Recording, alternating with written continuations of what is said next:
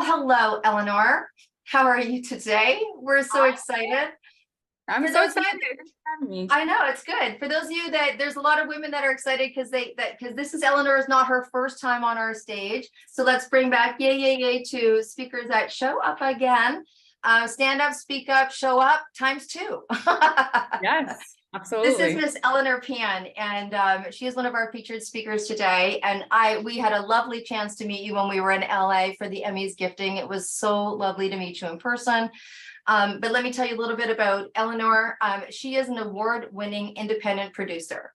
She spoke a lot on our summit the last time about women in film and what it's like to be a woman in film and holding space for women in film and your personal walk-in when you walk into a room and how you posture yourself. That was really inspiring. She is a highly sought after media plus technology sector person. And we're going to get into that a little bit. And she is very active with the Asian art history scene. So Elenore, welcome back to the 262. Nice to see you, my friend. Nice to see you. It was such a pleasure to meet you in person. And again, biggest shout out to this community. I just met such incredible people through you and through kind of the chat we have been going on. And obviously want to support and show up and speak up and to see and meet so many women who share the same values here. Absolutely. And so for those of you that are new to the 262, we've been doing this since March 7th, 2023. There has been upwards of over 6,000 women come to the summit and have access to the summit. So thank you for coming. Thank you for participating. And if you did a donation, we appreciate that as well. So let's talk about, because this is new, when people say media technology, I mean, a lot of people are just getting their heads around media and what that means, what it means for their business, what it means for their voice. So maybe just elaborate a little bit on what you're doing now, girl. Yeah, it was actually very fun for me to hear other women talking about entrepreneurship in this platform.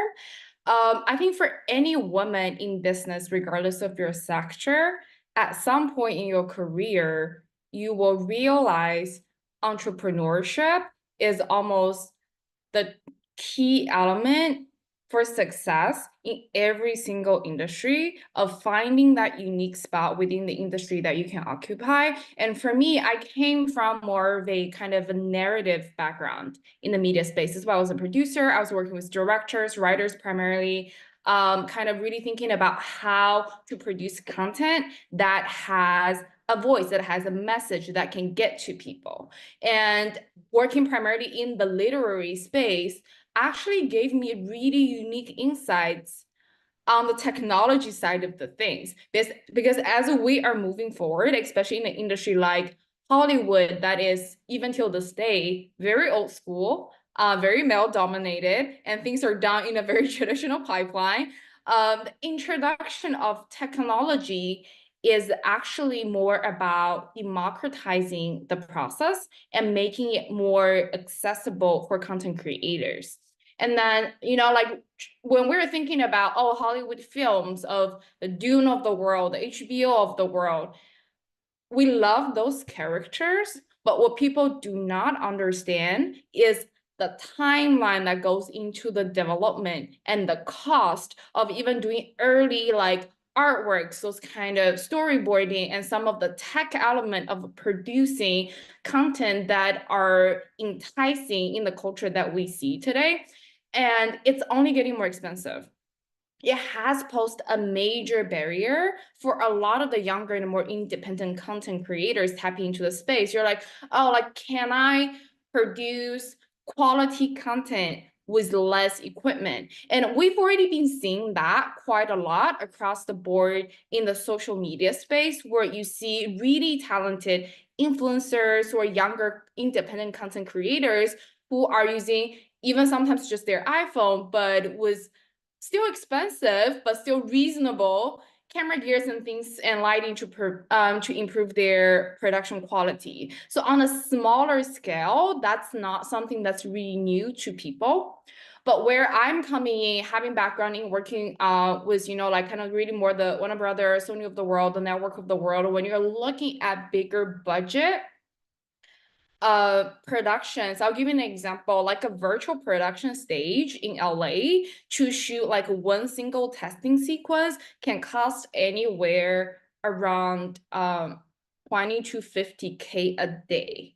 The stage rental itself is 10 to 15. And then with the people and with the gear and the different elements, it's very expensive to iterate ideas. And I'm a big believer, as someone who came from story background, best idea should win. And we do live in kind of a more democratized creator economy in the content space where, like projects like this would not have been possible 50 years ago. Like there's a lot of more self-generated media and different ways of tapping into content creation and connecting with the audience that are empowered by technology. Social media itself is a technology.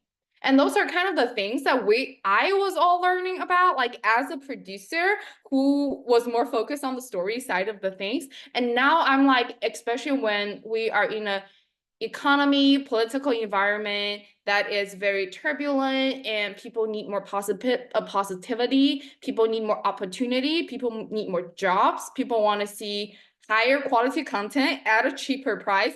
How do we make that happen? That's why I feel like for me, the past 2 years and now going forward, I'm looking a lot at the intersection of technology and media because it is about empowering people to be able to do that. And to put it in business terms, that you got to come up with those either software or hardware or possibilities to bring down the cost of this type of production. Even like, like for Deb and when we were brainstorming, oh my God, how do we put together like a party like in LA, even there's a cost attached to that, relationship attached to that, platform attached to that. All of this is about how do you make the exchange of information and of access more affordable to a bigger general public. And that's something that like I'm very passionate about as a producer because I work with sub 1 million projects a lot, and just because I love those artists, and that's something that I see them struggle with across the board a lot.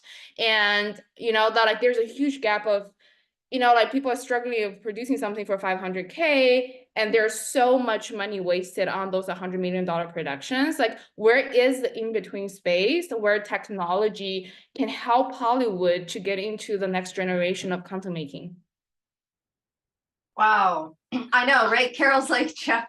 Well, and thank goodness it's very pioneering. Like what you're doing is very pioneering. And I think when we look at the word of pioneer, where you see an issue or you see a challenge, and how can you adapt that?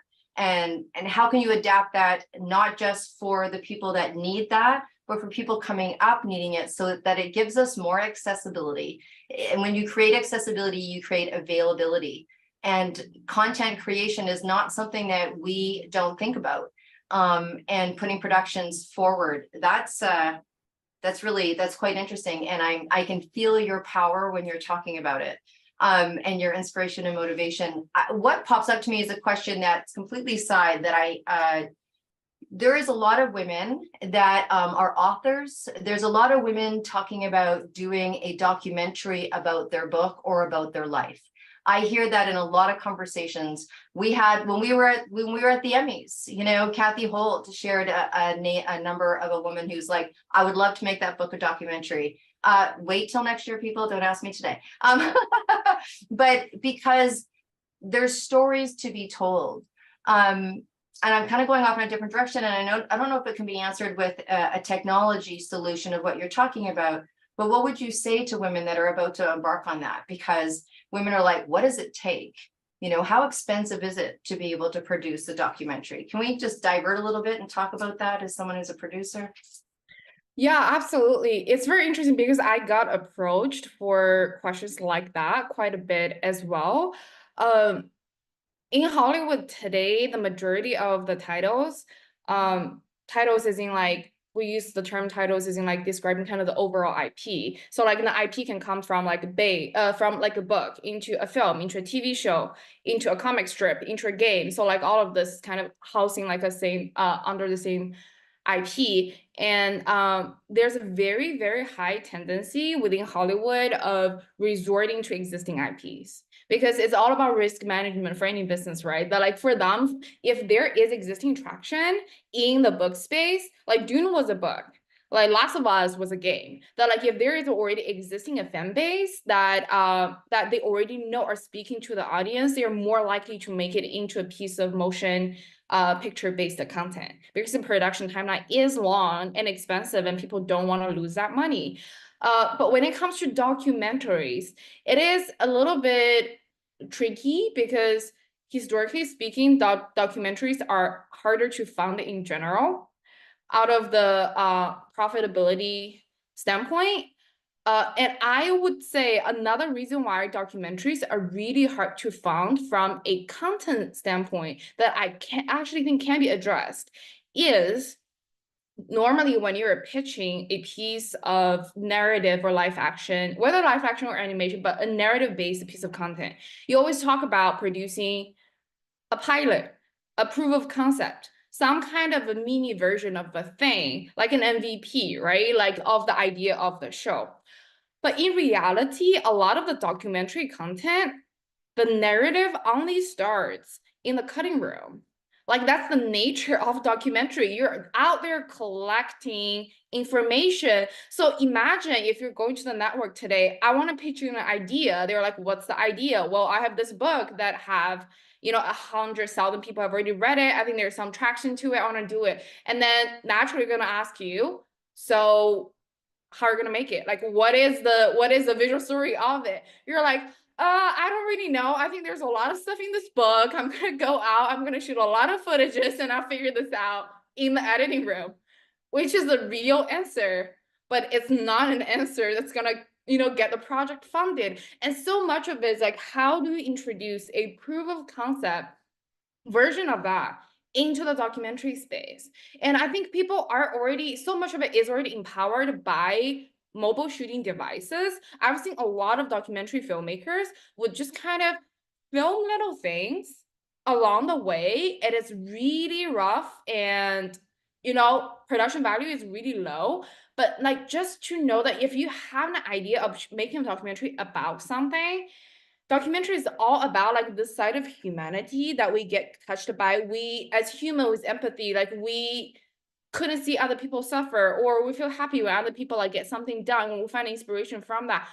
Capture those little moments with your cell phone, with something even super low fidelity that capture that emotion. And then like when you're in the pitching room, like instead of telling people the show not tell, like instead of telling, hey, I have this idea, instead of pitching that verbally, showing them, hey, I made this like 40-second clip that shows this like a pivotal moment that really touched the people. And I would love for you to give me more money so that I can spend more time with the subject matter to produce something of higher quality. That is just a much more approachable pitch than like telling people an idea, because in the world of business, an idea doesn't really like mean much, because anyone can have an idea that cannot be realized. Like it sounds a little bit mean, but that's a reality of the things that we live in. Like we're looking for people who's able to bring ideas into realities. That translation is the power. So like, don't just tell people I have an idea, show people what you are willing to and capable of doing for your idea. Ooh, that's powerful. Are you all taking a deep breath on that? Leslie's like, oh yeah, I'm taking crappy footage right now, right, of your book that you're building. But I think that is opening, because a lot of times when it's our book or our story and there's a strong emotional attachment, it is really difficult to hear it talked about in terms of a commodity. Yeah. And I really love how you talked about, does that book, does that story, is there already a commodity weightings? Because if you're going to people to fund you, they're going to want data. They're going to want data. So, how many people have bought the book? How many people are in this sector? Have you done your research? How many people are buying books in that sector? How many people have watched movies in that sector? I loved what you said last time when you were here about supporting movies. It's like, get off your couch and get into the movie theater, please. Right? Get off your couch and get into the movie theater, because that's how films continue to get funded, by ticket stubs. How many people got off their couch and went into that theater because if it was your movie, that's what you would want it to do.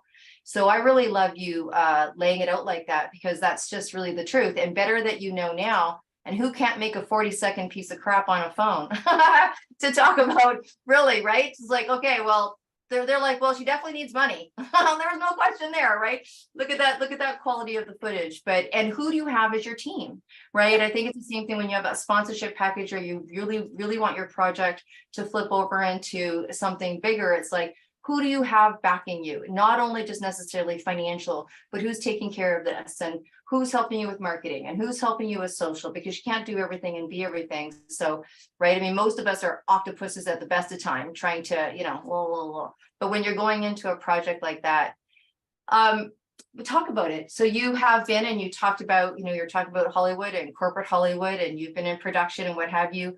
And you talked last time, and if you could highlight again, because I know we have a lot of new women here, about how you hold space in the film industry, which traditionally has been a traditional playground for business. Yeah, absolutely. Kind of circling back to the still like the industry being very male dominated these days, and I'm not only like a woman, I'm a minority woman, and so much of this, I know that last time Kathy and I were talking about taking professional equity in the environment that you're in, and I really couldn't emphasize enough walking into a room demanding the respect that I need has to be grounded me knowing what I'm bringing to the table, and to know my own value first, because so much of like wanting your it's not, maybe not the best like analogy. It's really funny, people will say, oh, like chihuahuas or like teeny dogs, they would yap a lot, but like when you see like those kind of golden retrievers, they're as kind, but like they know their space, that they're just there like chilling. And it's a lot of like space of, first of all, I don't walk into a room assuming that people will be rude or mean to me based on my gender or my race. I don't make that bad assumption to start with. I walk into a room as is. It does happen though. Sometimes you're like, oh, some people are just kind of macho, and you just get that right off the bat. But a lot of the times in the world that we live in, at least for me, like I'm lucky to be in LA in an environment like California, day to day, I don't walk into a lot of rooms where right off the bat, I feel like there's hostility or kind of belittling energy. It doesn't happen at that level, but it's really that like, when you are speaking about something, are people really listening to your opinion, and people are really taking your input seriously in the decision-making process? So much of it is backed by your actual knowledge of the matter. That's why I think professional equity is really important, because for me, I also couldn't really support whether you are a man or a woman, and regardless of your ethnicity, I flat out don't like people who walk into a room talking about things they don't know about. It has nothing to do with your gender or race. Like, take the professional equity in the role that you play in this room. And then I find a lot of confidence when I speak about something because I actually know it. And why should I be fearful of other people's treatment when I know that I'm speaking from a place of experience, research, preparation, and they couldn't really poke professional holes on the things that I'm saying? You can respectfully say, hey, I don't agree with where you're coming from, or I see it differently. To me, that's not attack. That's not belittling, right? Like, I allow room for that kind of differences, but it's really, hey, I don't want to listen to you talk. Then that's a problem. But if I'm here like saying things that does make sense, why would people not listen? And I feel like so much of it in the prep, especially for any woman who's listening who struggle with like demanding respect in a professional setting, I find it helpful before a meeting just to do a little bit of kind of a bullet point breakdown. what do I want to cover today? What is my action item? What are my objectives? Like, what are the things that I do and do not know about? And be very open about it. I don't have trouble saying, I don't know the answer to your question. I need to take a little bit more look. I, in that way, I find actually people give more weight to my word so that they know that when I'm saying something, I'm not just blabbing.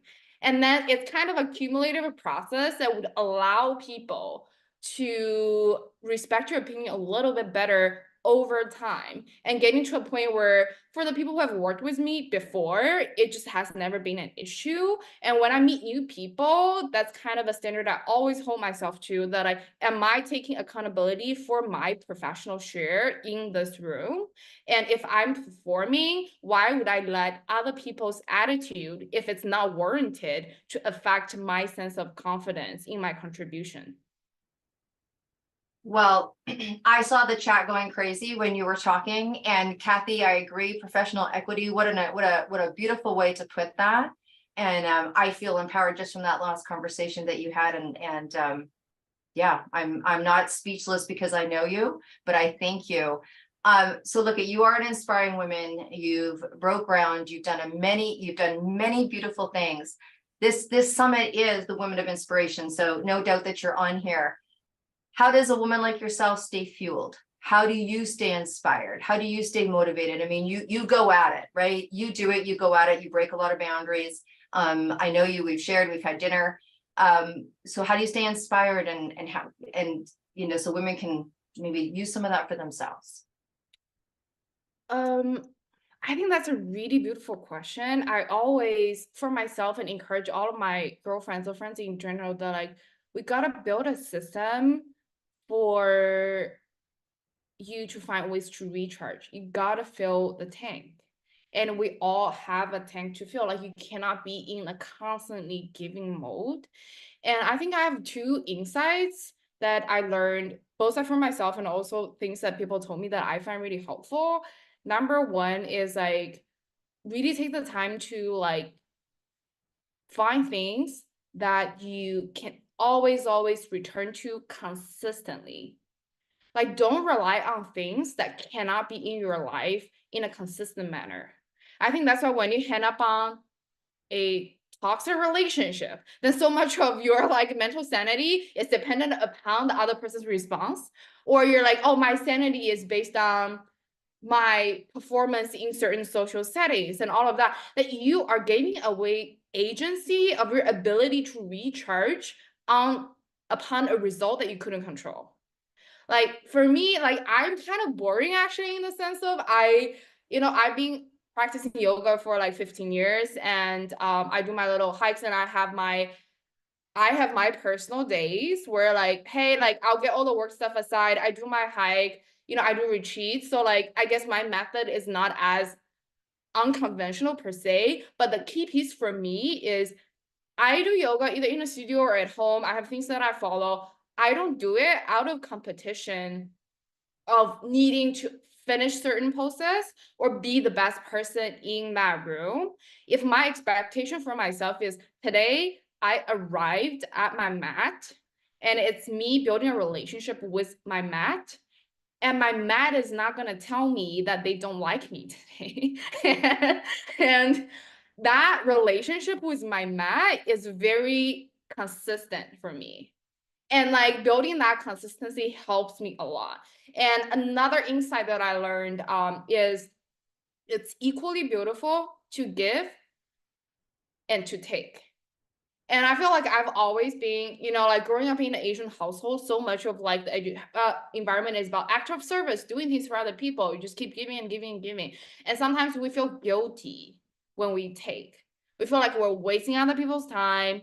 We're taking other people's attention. We're being a bore, that like, but it was really insightful for me to hear that like, when I see my friends suffer or in a bad spot, I would feel so much pain. I want to be there to support them. And they would feel the same way when I'm in the bad spot. And it's okay to take a little bit. And I feel like learning to remove the guilt of taking is actually I think it's more of a woman's struggle that men struggle, but like to remove that was actually really helpful for me to like me reach out to people like, hey, I'm actually having a bad night. Like, can you give me an hour and stay on the phone with me? Or like, can we do something this weekend? Can you move to ask like, hey, can you move something that's not important for me? Because I kind of need that right now. I struggle to say that in the past because I feel like I'm always bothering people. But now I'm better at asking and standing up for myself. It just gets easier. And now when I need either a personal recharge or group recharge, I have those kind of communities and things that are consistent there for me. And it just makes my life so much more sustainable because in my work environment, things can change overnight. And I think for anyone, you as well, like that, being kind of in a more entrepreneurial environment, that like there's so many things you couldn't control. But I want to position myself for my own sanity. There are things that are always to a certain extent within my control that I can return to. I love that when you talk about agency and being consistent. And I was like, one of the things that I do is I have an intimate relationship with comedy. Like I can probably swear on a stack of important books that in the last 5 years, maybe 10 nights out of 5 years, I haven't listened to comedy before I go to bed. Even in my exhaustion, if I go to sleep, I listen to stand-up comedy because that is my consistency. That's my relationship. You have a relationship with your mat, and I love it. And I love your sharing of the word consistency so that you can fall back on it. You know how it makes you feel. You know it's your recharge and something personal that isn't reliant upon somebody else. That's what I heard when you were sharing that. Look, I know we're going to be wrapping up soon, and can you tell us maybe how you broke into this market? I know you have a love for film, you have a love for art. Maybe you can tell us one of your favorite movies to go watch. But how did you break into this industry? What was it that inspired you to get in here? Uh, can you please rephrase the question? As in, like, Yeah. So when like you the just professional move or the passion side of it? your professional move, what got you into the profession you are in now? I started out, well, my story might not be as inspirational in the sense because I did start it out in an agency space, which was pretty common in Hollywood. But a lot of people started out in agencies, as a way of, they call agencies almost like kind of the entertainment graduate school. In a way, this is where kind of as a powerhouse, you see all the moving pieces. And for me to slowly grow into more of a producing role is also a journey of through professional relationships and situations to see where I excel at. I've always known that I have a passion for storytelling. I've always known that I want to be a media kind of industry. But maybe when I was younger, I was like, oh, maybe I could be a director. Maybe I could be a producer. Maybe I could be this. I could be that. I know I want to be involved. My role was not as defined. But that's kind of the beautiful thing about humanity, that like our intuition and our sense of being knows our place in a professional setting more than our mind does. And it's really our mind learning to be in sync with who we are. And I feel like when I was in the agency space and saying, oh, like it's kind of cool to be an agent, it's kind of cool to be a manager. Like it would be cool to be like a lawyer too, I guess, for Warner Brothers. Like the possibility is all out there. But like so much of my role as a producer is learning that, hey, I actually don't enjoy working 12-hour days on set. I actually, and also take ownership over that, right? Like admit that for myself, that like I also don't want to read like legal paperwork like for 8 hours a day. That would also drive me crazy. So what doesn't drive me crazy? Like I'm a people person. I love narratives. I want to be in roles where I'm in touch with IPs, with scripts, with people, and it just kind of all falls into place. And on the note of this, we talked about ikigai last time when I was on. For those of people who are listening who don't know this Japanese term, which very much encapsulates my approach in life in general, ikigai means kind of finding the intersection and balance among what you love, what you excel at, what the world needs, and what you can be paid for. And I think my passion and love is like film, media, entertainment. what I excel at is really kind of the people, the IP element of the things. And then like, you know, kind of when you start filling out that chart, you're like, what does that equate to like a job title? And for me, it's just kind of was a slow things falling into place type of journey. I love that. I'm so glad that you went there because I remember that from before. And I loved how you talk about the non-definition, because sometimes we get really stuck in it, or we get stuck in the money part, or we get stuck in the love part. And sometimes it's hard to put it together. So I love that so much. And I didn't tell everybody yet, you know, the thing that you don't know about Elenore is, and it was so interesting because I was like, I'm gonna leave this to the end. So just because it makes, you know, it's human. A lot of times when people are in industries that have so much attention focused, it seems untouchable. But let me just tell you, this thing that you don't know about Elenore is that she's obsessed with all things dairy. I was like, what? We're on the phone. I'm like, what do you mean? And she's like, she's obsessed with trying new dairies and new yogurts and ice cream and milks. And I just thought that was awesome. So I'm just kind of throwing it in on the back end here. And do you want to tell us the music that is inspiring you right now? The music, yeah, I just think I'm obsessed with Charlie XCX new campaign over the summer and over the fall. I thought that was the best music organic digital marketing that has been done in a long time, and just to kind of see her growth as a music talent. And that's something that, like, you know, on that note, like I think both for artists like Charlie XCX, Chaparral, and the younger generation of pop music artists, and listening them talking about their journey, I actually find it especially inspiring for anyone in the creative industry. Those are all artists who started in like a very specific niche, and they're all like, hey, I'm happy with my niche. I just want to do my niche thing. I don't care about money. I don't care about the music industry. I just want to make the music that I love. They're all artists who started out like that. And now they're some of the biggest pop stars. And if you just watch their kind of interviews and stuff, they talk about how it just clicked for them at some point that, like, to be able to do what you really want to do, at least in the world that we live in today, you have to find a way for it to be business viable. Otherwise, you're just staying in your head. And, you know, I kind of grew up watching a lot of art house cinema. And I was that kid when I was like, okay, I don't care about the Hollywood industry. I just want to make really artsy films. And now look at me, like I'm kind of, you know, working with a lot of San Francisco VCs on like tech products over here. And it's really I thought there was this interview, actually Law Roach talk about his relationship as a stylist with Zendaya. Uh, he said this thing that I find really inspiring. One of the best ways to show love and support in the creative field is to be able to change your own and your loved one's financial situation so that they can focus on what they want to do better. And I see a lot of artists struggle to pay the bills while they're making content that like really nobody was watching or listening to, but they're crazy talented. And so much of it, like me as a producer, now I'm always encouraging young artists to step out of your sense of self for a second, like ego death for a second, look at the thing and think about what is a business viable way of packaging it that is still integral to your intention, so that you can actually keep doing it. Because if you couldn't pay the bills, if nobody is listening to the thing you're making, it will eventually die.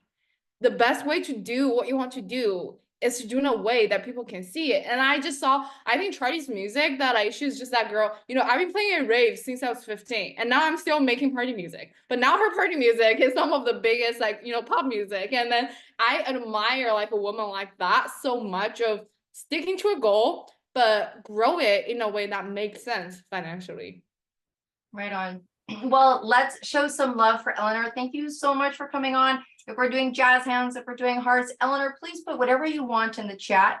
If there's a show that you're working on or you want to support or what have you, please put it in the chat.